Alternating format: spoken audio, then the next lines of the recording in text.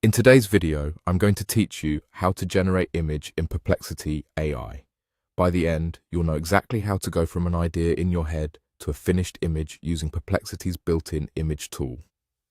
First, open your web browser and go to the Perplexity website. Give the page a moment to load fully so all the features are ready. You don't need anything fancy here, just make sure your internet connection is stable so the image generation runs smoothly. Next, look for the Create Image option on the page. It's the gateway to the image generator. Clicking this brings up the interface where you'll describe the picture you want. Think of it like talking to a creative assistant. The clearer you are, the better the results you'll get. Now enter your prompt, the description of the image you want to make. This is the most important part. Be specific about the subject, style, and mood. Include details like lighting, setting, and colors if they matter to you. For example, instead of saying a dog, try a photorealistic golden retriever sitting on a sunlit wooden porch, soft morning light, shallow depth of field.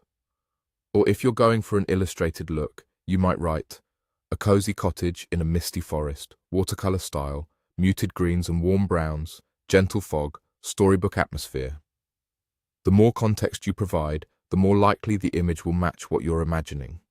If you already have a vibe in mind, cinematic, minimalist, vintage, or futuristic, say that directly in your prompt. You can also mention composition terms like close-up, wide shot, or overhead to guide framing. Once your prompt feels clear and complete, press enter. That's the signal for Perplexity to start generating. Now, wait patiently while the system processes your request. Depending on complexity and traffic, this can take a little time. It's normal for the first moments to feel quiet. Behind the scenes, the model is interpreting your words, mapping them to visual concepts, and assembling the final image.